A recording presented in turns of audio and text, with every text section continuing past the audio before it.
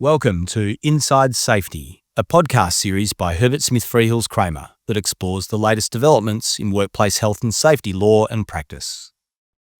Hi, and welcome to Inside Safety, the podcast we produce here at Herbert Smith Freehills Kramer for health and safety professionals, legal professionals, risk management professionals, and indeed executives and directors dealing with all things workplace health and safety and crisis management. This is one of our first podcasts for the year, so thanks so much for joining us. And we're doing something special this podcast. I've got a special guest with me, Shane Allison, CEO and founder of Phronesis. Am I saying it right? We did talk about this off camera. You've nailed it. Phronesis, tell me what the origin is. It's actually the ancient Greek word for practical wisdom. And so we hope to bring practical wisdom to our clients every day. Perfect. Thank you. The Practical Wisdom podcast. I like that. We might steal that too. Tell us about Phronesis. Tell Shane about the business you run. So we're a specialist issues and crisis management consultancy based out of Sydney. And we deal with the moments that matter for clients when they're in the reputation headlights. So we are very focused on that area. It's exciting, it's challenging, but I imagine similar to the work that you do in crisis management and safety, it can be incredibly rewarding to help people in what is often some of their worst days of their professional careers. Yeah. And I'm sure, like me, most of your phone calls arrive at 3 a.m. or the Thursday before the Friday public holiday. There's just something about those sort of periods, isn't there? There is. It's also kind of the day before you go on leave. Sure, that's right. Yeah, we were just talking about that, how we managed to get away over our summer breaks. Tell me about what is a workplace crisis or a reputation incident. I mean, in my world, if I was having this conversation with you 15 years ago, that would have been a physical incident on site, a serious injury, or even a fatality of a worker arising out of something physical that happened on site. But in the world that I help my clients through at the moment, that breadth of what is a workplace crisis incident now is just so much broader. It can be a serious misconduct issue at an executive level. It can be a complaint or concern about a public safety issue or a product safety issue.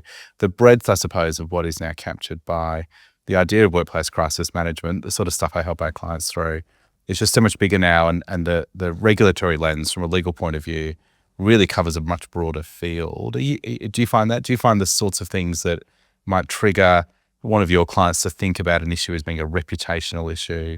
What's in that basket? It's broadened a lot, yeah. And the scrutiny and the intensity of that has broadened and intensified. Yeah. Just today, reporters in the Financial Review were criticising telecommunications companies over the very technical nature of their response to a very specific outage on a network. Yeah, sure. And so the scrutiny of that range has really increased. We think about issues in crisis from a reputation perspective in many ways similar to other forms of workplace crisis. Is you have no-notice crisis and then you have building crisis. Sure. And it's typically reputation crisis tends to be a building crisis. Yeah, that's interesting.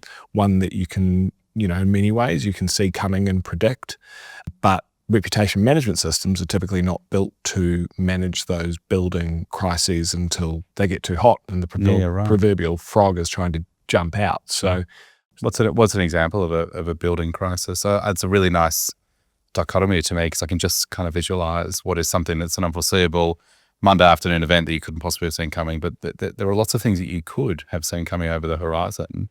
Is that what you think of when you think of a building crisis? That's exactly the type of thing that we think of when we think about a building crisis. In the world of health and safety, you talked about executive misconduct. And executive misconduct is one of the most damaging issues in crisis that an organisation can face. But that is preventable through the systems, processes to detect and manage that early.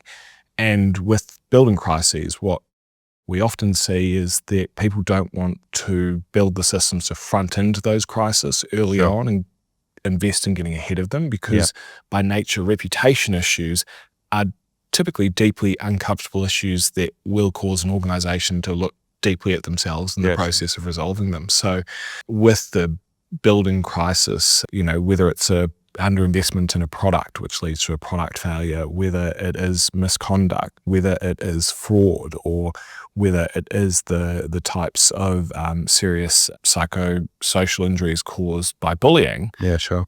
Those are the type of issues that you can actually pick up and apply a reputation risk lens to and get ahead of, but they are uncomfortable to sit there and go, we need to plan for our core product not doing what it said it would do on the tin. Sure. Yeah, that's really interesting. One of the things that strikes me, having helped our clients through circumstances that they could have perhaps, forecast, or there's some crises that you're talking about, is that when they weigh up their response, of course, there are things they have to do. There's no choice. You need to deal with the consequence of the incident or the issue or the customer. You need to deal with the regulatory obligations that you owe. There's a lot of stuff that's not about choice. And then there is stuff that is about choice. How do we choose to respond? How do we thrive? How do we get to the other side of this with our reputation intact? And the one thing that's kind of struck me over the years has been, you could have an almost identical set of circumstances, and the board of a major organization or one of our clients or their executive teams will weigh the reputational risk of doing some of that discretionary stuff completely differently, which is just of interest to me, that the concept of reputation, it seems so subjective, but it's interesting to hear you talk about it, as we've done with other clients, is to actually say, well, there's a degree of objectivity you can bring to this and a degree of ordinary risk management thinking you can kind of apply, which brings me to sort of one of the things that I think is going to be so interesting for the listeners today is you've done some research, you've done some work on how to quantify or how to think about the way in which reputation might have an impact on a business. Do you want to talk about that? How did you start that process of undertaking that research? Where did it come from? So the research started from a frustration that executives, directors, corporate affairs professionals have across Australia, that we don't actually have a value on reputation. Sure. We know instinctively what reputation is, and at a corporate level, people struggle with that because we have reputations as individuals, and so we believe we understand what reputation is and how that works. Yeah.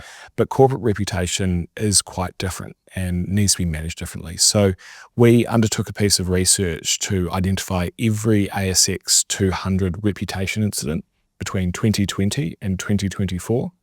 And that involved analysing over 100,000 ASX announcements to drill down to 179 distinct reputation incidents that companies managed through that period. Yeah, wow. So what are those sorts of incidents? What would fall into that category of something that might trigger a reputation event for a business? So we screened out all of the routine strategy operational updates, Sure. and we're left with 29 distinct categories and 6 groups of reputation incidents that companies can face.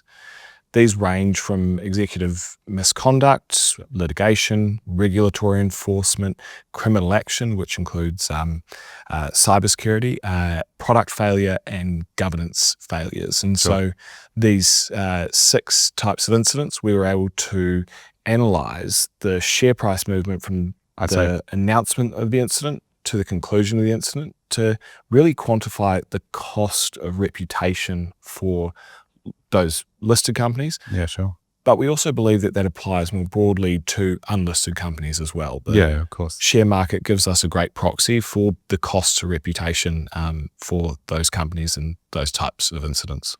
And why do you think there is a share price impact? You've chosen that as a measurement, which strikes me as a nice sort of objective way of thinking about how an external lens might apply an analysis of the way in which an organisation will recover from the incident.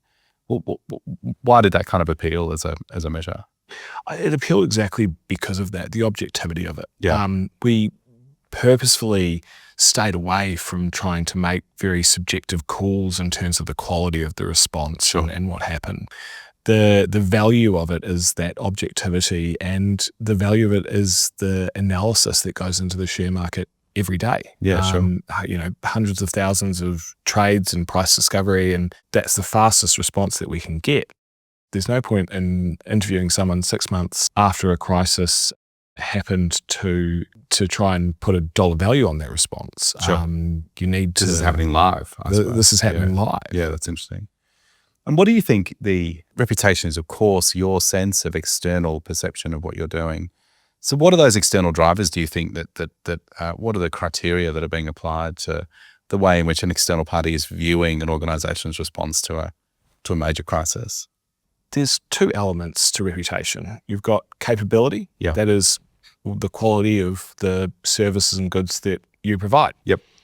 Steve provides excellent employment law advice. That is definitely true. You should record that. We'll put that bit in the promotion for the podcast. Trailer. So thanks, Shane. That's good. Yeah, that is the trailer. Well, yeah. but then we get to the second element of Sure. reputation, and that's character. And Sure. My character's very good, by the way. Steve's character is very good. That's Steve turns up and behaves ethically and works really hard as well.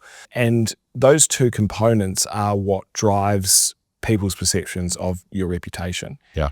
And it's interesting because our research shows that actually the more damaging component of your reputation is incidents that relate to your character, not your capability. Yeah, how interesting. Those ethical judgments, executive misconduct, employee class actions, which relate directly to how do you treat your employees? Do you keep them safe? Yeah. That is what drives real share price damage, real market capitalization impact, and incredibly lasting impact as well. Yeah, that's interesting. I'm going to ask you in a second to tell us how these rank and which one kind of comes out with number one with a bullet. But the thing that strikes me about your observations there about character, and particularly where there's an employment overlay, I think you've shared this before, is I think an external view is the people who know the business best are those in it. And if those people are doubting the overall character of the organisation, or those people don't feel that the organisation has responded appropriately, and they've been quite vocal about that. And we, have done quite a bit of work analysing the rise of employee activism, not in a neutral sense, to use that language, but the way in which employees are prepared to quite vocally speak about their experience at work. There was a period there where I think an employer would perhaps in an offhand way think, well, I hope that worker doesn't go to, a current affair or some old media outlet. In truth now, the real question is, what is being said on the Reddit thread about the organisation's experience? How are we dealing with the redundancy program and the way in which we're dealing with workers, or perceived to be dealing with workers? And the data set is not just what the business puts out, but it's the way in which employees themselves are actually sharing that story, the way in which employee organisations might be sharing their perspective as well. All that forms a pretty rich tapestry of the way in which an external provider, the market, and anyone judging a reputation has got a data set. So with that in mind, what did your analysis show you? What are the sorts of things that have the highest objective value risk for an organisation reputationally? You're absolutely right in terms of those who know you best do the most damage. Yeah. And it's interesting because we typically think about, the share market as a relatively moving, very capitalist beast that doesn't really care about people.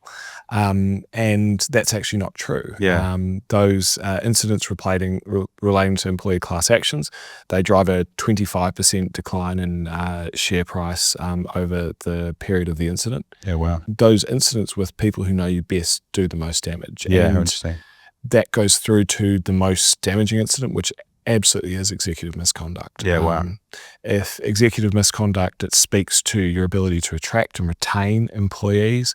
It speaks to the character of the organisation and the culture of the organisation. Yeah. And so the damage that does sees about 21% of your market capitalisation disappear over the course of the incident. Yeah, wow. And that typically takes about 45 days to resolve. So there is a real lag, and absolutely fair process is obviously important and essential.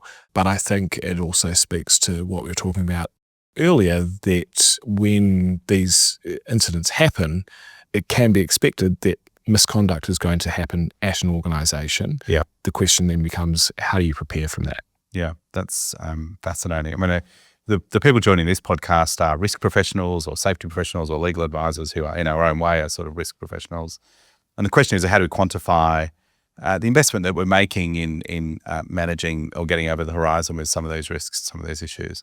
There's good moral reasons, of course, to put in place arrangements to make sure that we're thinking through the potential for employee misconduct. There's for the reasons we've chatted about on these podcasts, really clear legal reasons now. The legal expectations in terms of personal claims or regulatory intervention for organisations that are not thinking this through or don't have clear plans or don't have their governance, we'll come to governance in a second, is pretty stark and pretty clear. And you're adding an overlay to this, which says, to the extent that you need to be clear and justify the investment that you're making in thinking ahead of the way in which people are dealing with each other at work, or thinking ahead of the way in which we're thinking about setting standards at an executive level. You've given as a third hook, which is to say the true cost of this to the business in the previously considered intangible, but you're saying kind of quantifiable way is really high, which I think is really interesting. Those listening to this podcast might be reflecting about how they set some prioritization. Where do we put our investment? What is the best return on the way in which we can keep our people safe, or the way in which we can invest in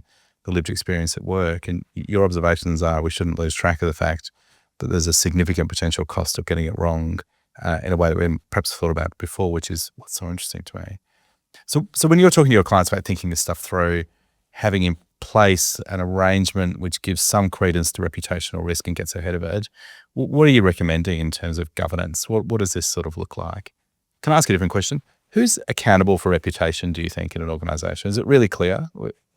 That is tricky. Yeah. It's really tricky. Often it is not clear. Yeah. It is not uncommon for a head of risk, and that's why I'm so excited to be speaking to you and your audience of risk managers and legal professionals and safety professionals who deal with this, because that accountability is often incredibly unclear. It's very easy for a corporate affairs team to have a conversation about reputation completely in isolation from a risk team, completely in isolation from a legal team. Yeah. And for no one person to be solely accountable. Typically, I think the board would say the CEO is accountable. And the CEO will point to any one of those three people to say they're accountable. And I actually think the communications profession has a lot to learn from the risk management profession and from the legal profession and from the safety profession. If we think back, 120 years, it was common to die at work. Today, it's very uncommon to die at work. We have done a whole bunch of work that in large part has been driven by standards, systems, and processes to identify, manage, and where possible, eliminate sources of risk. But as a corporate affairs and communications community, we're not very good at doing that process of identifying, managing, and eliminating. And, I'd ask you the question, is reputation management? And most people don't have a good answer for that, because we haven't done the work as a profession to define that in the way that safety and risk professionals have for every other risk in the organisation. What I think you're leading towards is something I'm kind of observing across a portfolio of other issues as well. Lots of our clients have thought about health and safety risk in a way which has brought a really clear kind of discipline around risk management. What's the likelihood? What's the consequence? What are the controls? How do we implement them? What's been happening in the world of my clients that I'm helping over the last little while has been introducing that risk management idea across a range of different areas or spheres. The way in which we treat people, the way in which we think about wage compliance, the way in which we think about a range of other issues which are not traditionally subject to risk assessment and that sort of methodology. And the focus for our clients and the focus in the economy at the moment on managing psychosocial risk is a really interesting example of the way in which the health and safety team have brought in their really clear discipline around risk management and the way they can quantify risks and think about consequence, think about risk controls. And have introduced that almost to the HR teams or to the people and culture teams in organisations to bring their skill set to bear as well. They are often the custodians of the risk controls, and they're bringing in their thinking in terms of how to manage those risks together with the discipline about how to quantify it. And so your observation is kind of a continuum there. I think this concept of the way in which we can quantify risk and the discipline around risk management is sitting in your communications, external facing, internal facing communication world in a similar way, which is just kind of an interesting expansion, I suppose, on that idea for me. One of the challenges there for communicators is as a discipline, as a profession, we're not very good at drilling down and then locking things into tight frameworks. We're typically known as the creative people. It's very common for communicators to go, I'm not good with numbers, I'm a words person. But the management of risk is a process, and processes save lives, and they can stop reputation incidents in their track. And so even we've developed a reputation risk standard to help people set and audit themselves against a standard that they can follow and apply. And one of the basic concepts that we've defined in there is actually that reputation management is the concept of stopping, starting, or modifying an activity, which would be intimately familiar to everyone in the process of controls. But from a reputation perspective, typically those reputation risks are managed as the output of another risk. Yeah. If this risk eventuates, we'll have reputation damage. Sure. Whereas actually we'd argue through the process of quantifying the reputation risk in your organization and defining a reputation management system, you are able to identify where you should invest to stop those risks from occurring. And one of those, in terms of bullying, that's a collaboration with the HR team in terms of psychosocial hazards and eliminating those types of risks. But it brings a completely different layer and level of intensity when you have those teams working together, because typically your communications team will be responsible for internal communications with the organization. And it brings the communications function into play to solve these risks, which are in a different way. Yeah. Look, that's really fascinating. And again, for those listening to this podcast who are looking to influence within their organization about priorities and direction of travel, and it's a busy economy at the moment. There are lots of pressures, there are lots of expectations on size and shape of organizations and focus and markets and the broader geopolitics. But cutting through all of that, the core business of running an enterprise and managing its reputation and being custodians of that, I think falls to the legal teams and the safety teams and the HR teams as well, which is just really interesting to me. So what's your take-home point for the listeners on this call? What do you think really good practice looks like, in addition to getting a copy of your risk management and reputation management standard by the sounds of it? But what's the kind of take-home point that you'd leave people with? What's the leadership demand for this? How does governance work? What would you say to that? There's a few layers to unpack there in a great closing question. I think from a governance perspective, the board needs to set very clear accountabilities around who is responsible for risk, reputation risk, and how that is reported up to the board. If the board's not focused on it, the organisation's not going to be focused on it. And that's an interesting reflection on the way in which HR issues and safety issues and broader people issues have percolated up at board level. Probably over the last decade or so, there's been a real change in my experience in the way in which those sorts of matters are being focused on. And I do agree with you. What's got attention at the board level has really kind of pushed out into the business. And the regulators say this too. And every time there's a review of the law in this area, there's sort of, without fail, an increased set of expectations on directors. But this is the reason. So it's a great sort of first call out. And I've heard you say that before on the podcast in terms of when you start to look at who is responsible for safety, and then you kind of start to open it up and you find 3 or 4, 5 or 6 people who think, I'm responsible for safety. And obviously everyone's responsible for safety, but that accountability is really important, and that's often lacking. I think the other 2 things that I'd really encourage people to do is, one, to really actively set that accountability, but also then treat reputation issues as something that can be prevented through effective systems and processes.